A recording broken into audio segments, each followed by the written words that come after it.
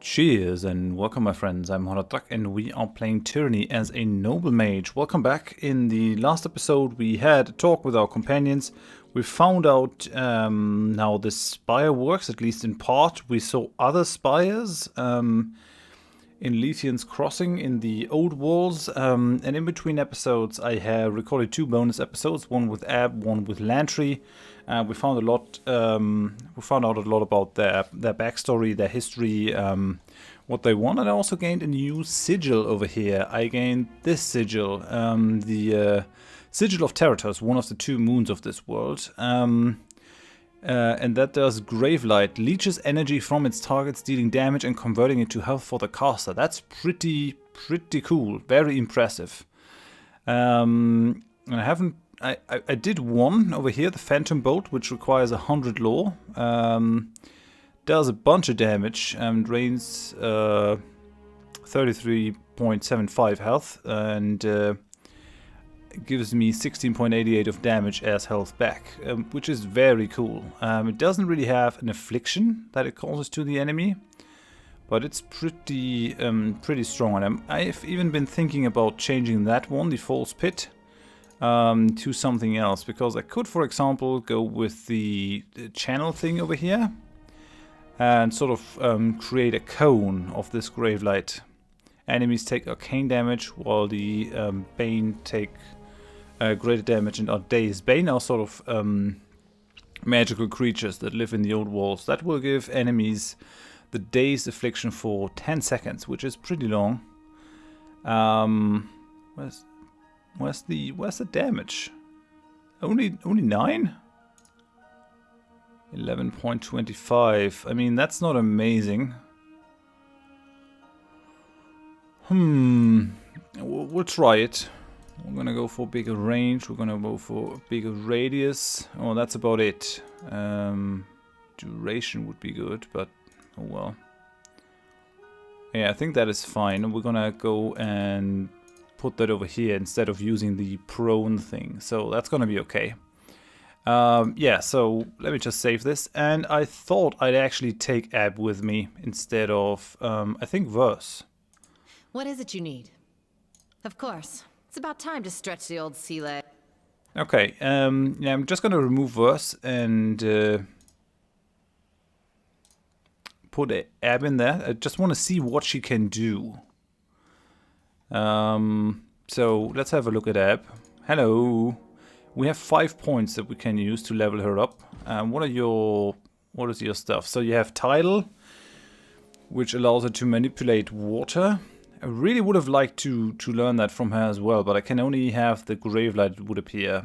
Send the charge bolt of arcane energy at foe that bounces to hit nearby enemies. That's pretty cool. Arcane missile. Grants bonus armor while Ab is wearing light armor in combat. Runic barrier.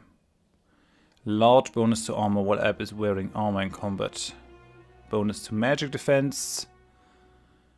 Let's see what her equipment is actually. So she has Sigil, a 2-handed staff. It has an 8 meters range, and it is freezing. It's a fearsome specimen of the modern Tidecaster staff, a bladed polearm with a much more martial, intimidating construction than the humble and hand-carved wooden staffs that the first Tidecasters repurposed from sailing oars. Festooned about the haft are etchings of the celestial dance between the sun, Terratos, and the moon. Oh, that one is common actually. Interesting. It does a good amount of arcane damage though, yeah, she can have it. I don't really need it. I mean, the freezing ability is pretty nice, I gotta say, but yeah, what else can you do? But I sort of like her style, even though I really don't harmonate very well with her. So we're gonna go with that one. Only Ab can equip this. Oh yeah, right. So she's the typical half-clothed mage. What does that one do? Odd. Why don't I have that? Why don't I have that? I mean, that's fine, I guess. Maybe I'm just too weak. Or the thing is broken, maybe? Don't really know what these things do. Immunity to frightened. Staff's protection and great weight and balance grant the wielder the confidence to stand against unlikely odds. I mainly took this for its short recovery time, but I think that's fine. Yeah, she's really good. I like her. I think we're gonna have a lot of fun with her. I think I'll put all that stuff towards spell strength. I think that's how we wanna play her. She has a good amount of lore, good amount of tide casting. I really want the tide casting as well as the grave light.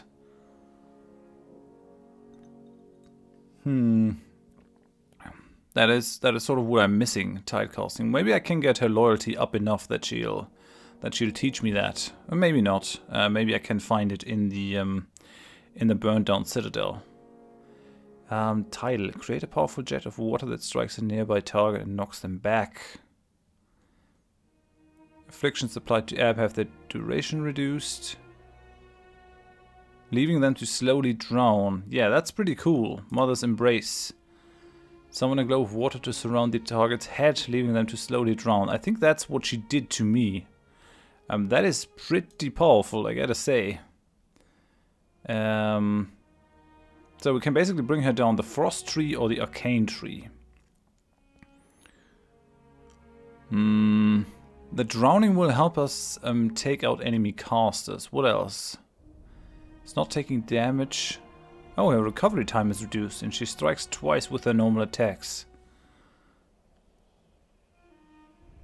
Creates a powerful wave that repels foes in a cone, pushing each of them back at a fair distance.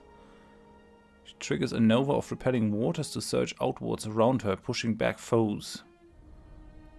And that is Student of Magic. Gain a bonus damage dealt by magic staffs.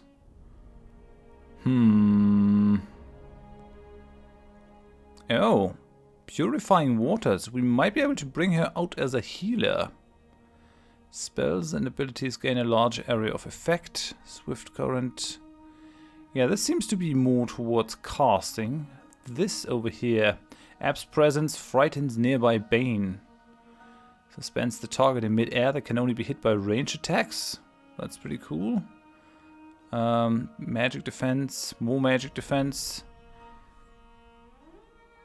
Okay, Runic Teacher. While in the party, Ab and her allies gain more skill experience with lore, spells, and magic staffs. Cool. That's really cool. I want her to have that. Oh, that is Gravelight damage at night. I guess because the moon is up. So yeah, let's go down here. Lift a target into the air and violently throw them back down to the ground, dealing crush damage. Sort of a force throw. Okay. Right, let's go for that one. Cause each enemy in a cone to trigger an explosion of Gravelight energy. Foes take arcane damage and a portion of their lost health is drained back to Ab. Yeah, why not? That's pretty powerful. And let's go for the Runic Teacher as well, because that will benefit my character.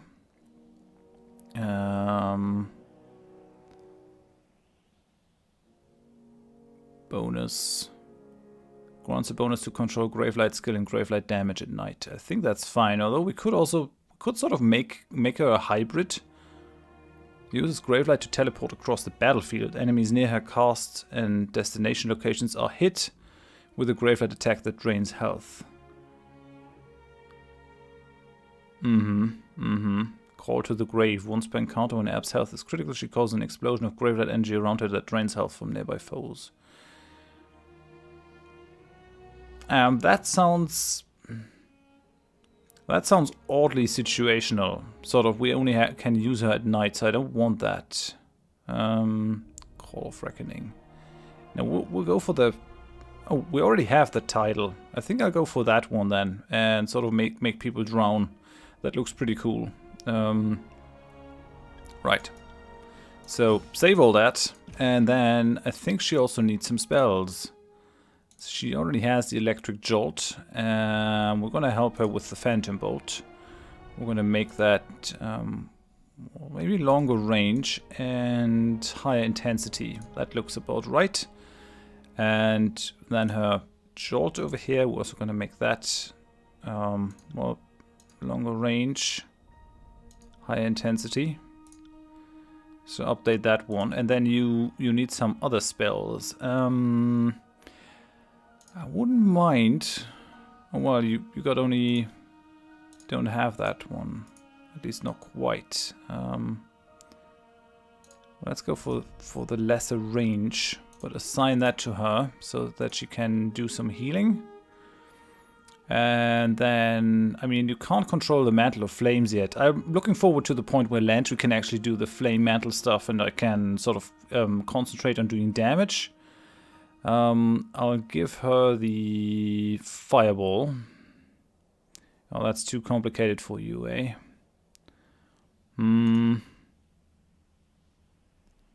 Let's take that one away. Let's take that one away. That should... Now come on, I just want to assign that to her. No, okay then. Well, I'll just create a new one. I'll just create a new one. So throw a Fireball with this enhancement, and that's about all that you can do. So have that one, and then I think we might just go for the Rhyme Spike as well, and sort of give her that. Wait, that is the Frost Sigil. So Frost and the enhancement, and assign that to her. Right, that looks pretty good. Looks pretty solid. Although, nah, what am I doing? I'm not making use of what she actually can do. Remove that one. I think we should maybe bring out a little bit more Gravelight here. Use Gravelight energy to sap life from target, paralyzing them, draining health from their helpless body. We're gonna go for that one with basically all that we can find. Okay, yeah. So that she can use more Gravelight. Doesn't really make sense to do other stuff. And when her law improves, she's gonna get more stuff. Okay then. Shall we go and find Tunon? I don't think there's anything else to do over here. It's sad that we have to leave, and we have to leave her, but I mean, what can you do? What can you do? Oh yeah, Lantry leveled up. I think I can level you. Or what? No, I can increase your attributes. Yeah, let's go for more wits. Why not? Okay. Right. Anything else that I have to do? I did gain the increased loyalty ability with Lantry over here, the Wheel of Ages. And Verse fears me enough that we have the Heart of the Storm. Imbues the Fatebinder weapon with the ability to channel lightning through it. While the effect remains, the Fatebinder's attacks will evoke a powerful electrical explosion. That's pretty neat, eh? Okay, so our formation has been shuffled around. I don't want that. Barrack needs to be in front. Lantry over here. This looks like the right thing. So, okay, let's go down. Oh, we can go to Ascension Hall and to Vendrin's Well Citadel. But we can't really get out of here. So let's have a look into Ascension Hall. Are you sure you want to instantly teleport from Mountain Spire to Ascension Hall? Yeah, I don't really know what should stop us.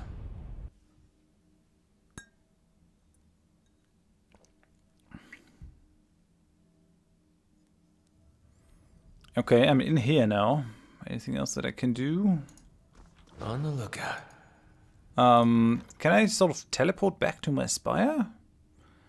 No, I can't, which is a shame. Let's just see, there must be something hidden in here. Well, what do we have here? Yup, there's actually something. Nice. What do we gain? The Trickster's Tooth. A melee and ranged attack, which does have quickening. It has less DPS than my pillar and my staff. And a little bit more recovery time, but it's pretty nice.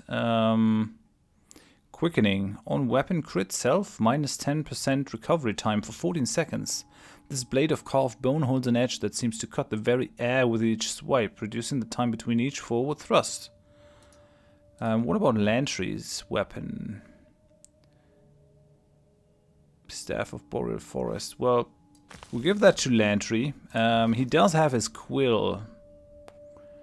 One-handed and thrown weapons. I wonder if I can't give that to Lantry.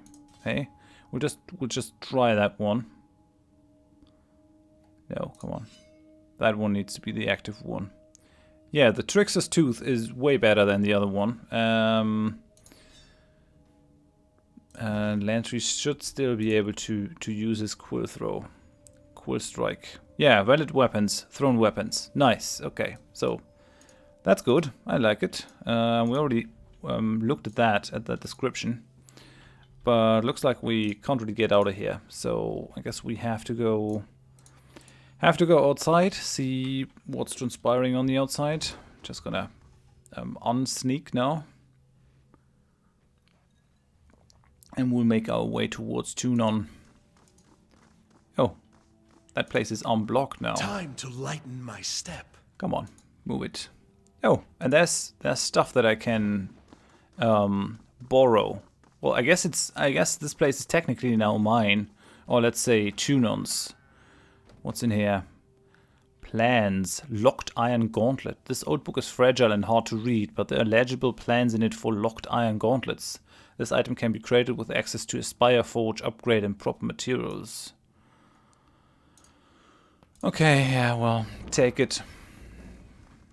Quiet down. Okay, there's nothing in here. I guess we have to look through this once more. There's nothing. Spotted something. How did I not spot that before? Potion of Elemental Barrier. That's a healing potion. That's all fine and dandy. I wonder if I actually have to sneak around, or if they didn't change that one. Okay, what's in there? Dagger plans. These partial plans describe the process for crafting a powerful weapon, but more research is needed to fill in the gaps in the plan. This research can be made with a Spire library upgrade and the proper materials. Okay, well, take it then. These small barracks are nowhere near large enough to keep the Vendrian Guard comfortable and well rested. Sleeping occurs in short shifts while soldiers rotating in and out of beds. Which is what they did in the Royal Navy as well, and I think in most other ships, where you sort of have different shifts and people are sharing beds and stuff. Come on. Bloodstains litter the training grounds. Vendrian Guard trainees spar in this area, perfecting their martial craft. Alright then. We didn't actually manage to go through there. Let's take something. Some camping supplies. And a mead. That's all fine and dandy. Let's save it. Let's go. Oh no, wait. Oh, there was something to loot and I didn't. Must loot all the things. It was even showing it on the map, so that cannot be forgiven. I think it was over here in the kitchen. Yeah, over here, in the wall. A cheese? Man. Let's try not to stand out, shall we? These guys are really keen on cheese then, if they actually hide it in the walls. Well, maybe during a long siege, food actually does become very important, I guess. So hiding a piece of cheese might not be the baddest idea, the worst idea. Although it will go bad at some point. Hey, there's my own banner on the outside. Interesting. I wonder if I can just take stuff like that, and no one seems to be phased at all with this.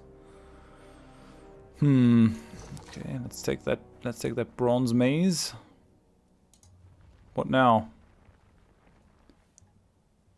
Can't do that. Come on, you can go up. Okay, there's another iron ingot. I wonder why they had that in there. What were they doing with that iron? Found something. Okay, yeah, we don't have to sneak. That's amazing. Okay, let's take it. Well, we can't use these camping supplies, but we don't have to. And we do have that. Spire rest bonus. +5 to all skills. That's great. Makes me happy. And what's happening out here? No one is here. Shall I really believe that all the disfavored and all the Scarlet Chorus soldiers left? I could believe it from of the disfavored, because yeah, if they say they're gonna leave, they leave. But really, the Scarlet Chorus just said, "Oh yeah, well, this thing belongs to you now." Well, I see how it is, so have it then, eh? Another pair of boots. We're mainly getting boots. We're not getting anything else.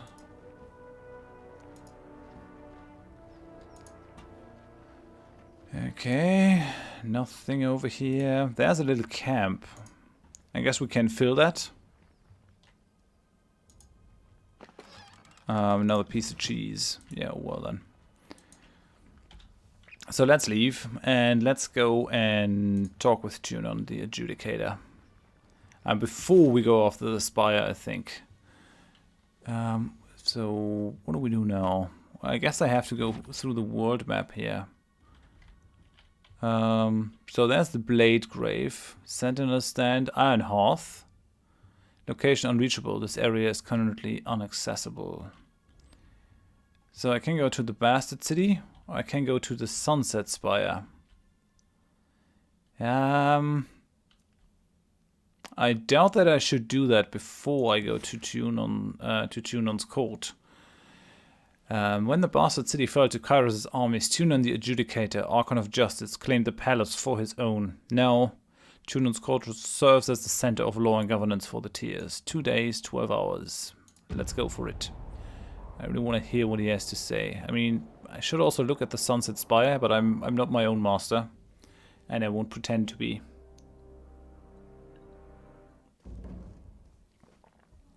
Right. Control illusion, control force. Lots of nobles. Kairos is standard, an imposing sight for both conquered and unconquered alike. And Tunon's thing below. Let's save it. Let's go out of the fast mode. That can have some ludicrous effects. So, Lady Lucretius. Let's talk with her. This well-dressed older woman stands apart from the milling crowds of nobles. She stares off into the distance, oblivious to your approach until you're right in front of her. "Oh, greetings!" She offers a reserved smile. And Lucretius, formerly of Tisselholm. You have the look of someone who belongs here. A Fatebinder, no doubt. She nods. The Bastard City. 0 favor, 0 wrath. Do you need something from me? What are all these nobles doing in Tunon's court? She smirks and shakes her head. Trying to look brave, I warrant, but if you crane an ear to any of their conversations, you'll hear a different tale. 3 years since Tunon set up shop in the Bastard City. We're still getting used to our new masters, figuring out what we can and can't ask of them. She nods to the assembled nobles. These are smart, ring-plenty folk. The way they approach Tunon, you'd think they were raised under a tyrant's lash. Some have come to settle a grievance, others to pledge fealty. I've been standing around long enough to know that the Adjudicator doesn't care for empty gestures. How has the Bastard City fared since the conquest? The armies claimed the city in a quieter, more organized manner than I might have expected. I can credit them that much, to be sure. Kairos' forces made short work of our local mages. I never approved of the School of Wild Wrath, but at least they were ours to control. I'm not sure that the Blood Chanters I see on patrol are a better alternative. We've suffered our share of hardships, but it seems that Kairos wants us alive. That's a much more generous outcome than some of us were led to believe. What brings a noble like yourself to Tunon's court? A frown cracks her pleasant demeanor. Like the rest of the frightened inbreds here, I came to see Tunon and ask him to right a wrong. My manor was destroyed during the conquest. I told the Adjudicator my woes, but we didn't exactly see eye to eye. Okay, tell me of yourself. I'm the daughter of a noble house. We were worthy enough to live in the city, but our means beyond that were limited. My mother dealt in fish, textiles and bronze. By the time I inherited, the business was taking care of itself. She sighs. Of course, all of that has changed. Thistleholm is no more, and my name has none of its former weight. Even if we were still in business, Kairos' laws would stifle our trading rights. Perhaps it's better this way. Among other things, Kairos' law of quota and sharing meticulously regulates tradable goods. Permits are issued to deserving merchants on an annual basis, but the allowances circulate by a design known only to Kairos and Tunon. A former wool peddler may be restricted to selling only copper and the subsequent year trade fresh vegetables. Right. That is... currently, let's say most states are living in some form of free market, which sort of does have the, let's say, the invisible hand that Adam Smith invokes, that basically affects that the things get produced that society needs the most. But if you had actually a highly intelligent being that can actually look forward, planning your economy is can be as efficient as that, if not more, because you don't have sort of whole branches of industry blooming and then dying because it was sort of a mispath. Maybe Kairos is and Tunon are clever enough to actually know what has to be done. Unlike the former Soviet Union and the German Democratic Republic and all these countries where they thought they could plan it, but then they, I don't know, produced the wrong amount of, let's say, shoes or something, then you had a shortage of shoes. What is Thistleholm? A great sigh deflates her. It was my family's ancestral hall. The oldest stones dated back to the years when the bastard city was not but a dozen roofs and wagons clustering for warmth. Compared to the houses of the great lords, it was nothing special. Age had softened the wood, and its queer placement in the warehouse district set it apart from the finer grounds where lords and ladies strolled for amusement. It was a mess, but our mess all the same. I would invite you over for tea, something stronger even, but it would only disappoint. You'll find naught there but a gaping hole. What happened? Collateral damage happened. When the Adjudicator cast his judgment on the bastard city, he destroyed the district of the corrupt merchant kings. Their manors, their counting houses, and yes, their warehouses. Age-dignified Thistleholm collapsed as a massive sinkhole opened under her foundation. I think we saw that in the map even. The bastard city's laws may not have been perfect by Kairos' standards, but my family followed them with respect and never took a copper ring more than we deserved. I can't help but feel that my estate was not the criminal Tunon had in mind during his sentencing. So what are you going to do next? That's the question, isn't it? I appealed to the Adjudicator, thinking he would see reason. After considering my case for all of 8 seconds, he awarded me a belt of rings and a plot of land on the outskirts of the city. Tunon told me to build anew and start farming. Farming? Can you believe that? She shakes her head. It's not even that I'm opposed to the labor, but we're in a war. I can't have the Scarlet Chorus breathing down my neck, raiding my crops, and Kairos knows what else.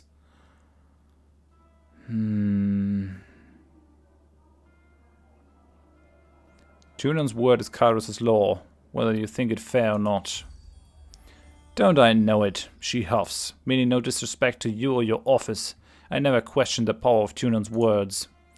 I come from a long line of smart, ring-savvy merchants, but even I can't reconcile Tunon's justice with Kairos' law. There's something wrong about it all. Maybe Tunon knows something I don't, or maybe she trails off, shaking her head in doubt. What do you mean? People come here for justice. They usually get a version of it, but it's Tunon's version, not theirs. Half the time they don't even get that. Get what they wanted out of a ruling in their favor. The deed to a farm, for instance. Not to put my own ignorance on display, but if more people knew how Kairos' law worked, they might not come here seeking a ruling at all, even a fair one. Tunon is a servant of law, but he's the Overlord's vassal as much as any of us. Sometimes it seems like he uses his position to twist everything in the Empire's favor. We're just pieces on a board, and he can move us wherever the law justifies that we stand. That doesn't sound, well, legal. Ooh, I can blackmail her.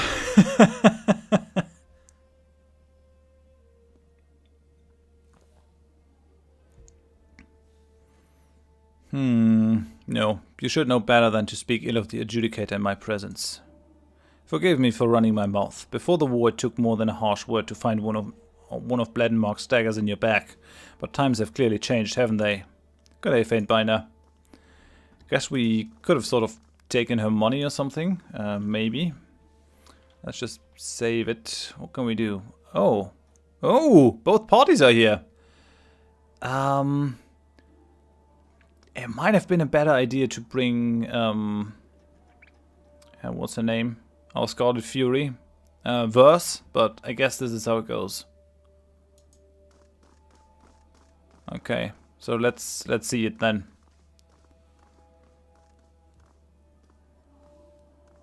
You call yourselves officers of Kairos' army, but your conduct falls short of my expectations. The court finds your accounts of Vendrian's well lacking, rife with misdirection and fallacy, fouled with baseless accusation. The shadows beneath Tunon's cloak darken and flare around him. Murmurs of unease erupt in the court. I'm just gonna listen. It's not my place to interrupt him. Your Honor, I've relayed the events as I experienced them. You can well imagine why my version conflicts with his. She makes a dismissive gesture to the Scarlet Chorus representative. On my honor, and on that of the great general, I would sooner snap my sword than perjure myself before you, Archon. Oh, so you imply that falsehood comes easier to my lips than yours. You're a fool if you believe the Archon of Justice won't see through your lies, because the disfavored think themselves better than an honest gang. Silence. The contradictions in your statements will be examined, and falsities threshed from truths. If we find you have perjured yourselves, Blood and Mark will see to your fate. The Archon turns, and you feel his gaze upon you. He looks rather creepy. Oh, I already have 3 favor with him. Incredible. Fatebinder, we will start with the matter of the Archons. Graven Ash and the Voices of Nerat have declared war upon each other. In addition to violating Kairos' peace, they have thrown the conquest of the Tears into disarray. By all accounts, these hostilities began shortly after your arrival. Tell us what transpired.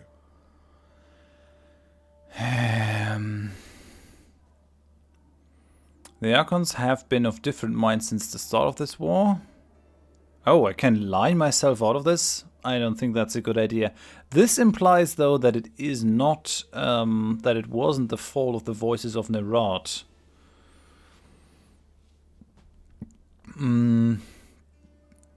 But I guess Graven Ash was sort of biting as well. We haven't really been taking sides. Yes, I took the disfavor to attack the Citadel, but not really because I favor them. The Archons could not agree on who should lead the siege and descended into accusations of treachery. It seemed a mutual spat. The disfavored were more deserving of the honor. Our tactics and training outmatched the Vendrian Guard at every turn. What balderdash! The disfavored couldn't tip over a straw hut if they had a week to strategize. Our howling mob was better equipped to overwhelm the Vendrian Guard. Our recruits were ready to throw themselves at the enemy, if only Ash and his legion would agree to a plan. The Fatebinder presents testimony. I warn you both against speaking out of turn. Something more than a mere disagreement unraveled this campaign. But I will return to that in time. Let us speak of Ascension Hall. The disfavored sing your praises across the realm, though the Scarlet Chorus appeal for charges of treason. Perhaps you can offer a more enlightened account. I claimed the Citadel with a small unit of disfavored. An efficient solution. The type I would Nice! expect from Glad a he approves. government. Tell me though, with the edict looming overhead and death the price of failure, why not employ the numerical advantage of the Scarlet Chorus? The siege called for tactics and planning, not raw numbers. For a long while the Adjudicator hovers in silence, shadows trailing from below his robes. I will consider this testimony at length. The court thanks you for it. Is there anything you wish to add at this time? I have told you all I know. Your testimony is accepted by the court. The statements of our guests raise questions in my mind. There is much about this campaign that has caused me to wonder. A shipment of iron weapons was short on arrival. Where coveted iron is concerned, I don't believe it to be a clerical error.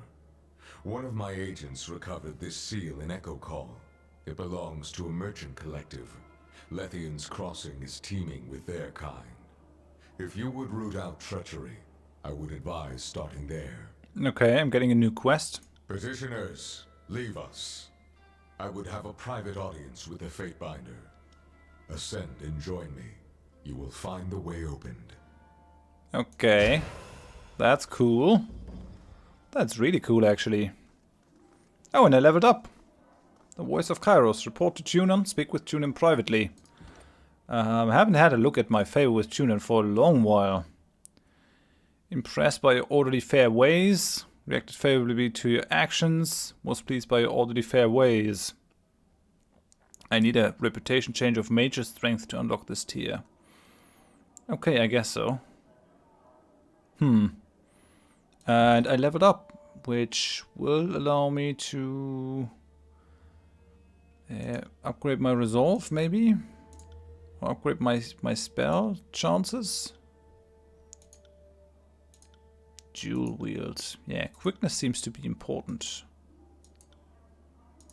Yeah, we're gonna go for resolve this time. And then I wanna go... I don't know. Adds fire damage to weapon attacks. I don't really need those. Requires 6 points spent in magic tree. Release a wave of energy around yourself, hitting all nearby foes with a random one. I mean, I guess it doesn't hurt to upgrade my shield over here. Grants your energy shield ability to a chance to reflect traditional human spells back on their casters. Might not be bad. I would also like to go for the leadership. Pavel told me that, yeah, grants additional spell slots to everyone in the party. That only requires 2 points spent in the leadership tree, which is pretty nice. I'm not really sure I need these though. I mean, quick slot items, consumables, not sure. Adds a marking effect to the thrust ability. No, one more weapon set. I mean, that might not be bad, but we're not switching weapons that much yet. I'm gonna keep my point over here. I'm gonna talk with Tunon now, so let's see how it goes. Oh, there are the Fatebinders. Fatebinder, you return. Rogolos looks you up and down with an inscrutable expression. Oh, Tunon. 93% towards tier 4. You look as if you have questions for me to untangle. Ask, I'm feeling generous. Oh, holy cow, there's a lot to talk with them. I wonder if I shouldn't do that in a separate bonus episode as well. It's always difficult to know when to make a bonus episode and when it is actually pertinent for sort of the main story. I wonder if that is not going to take longer than I want. I'm already reaching 40 minutes.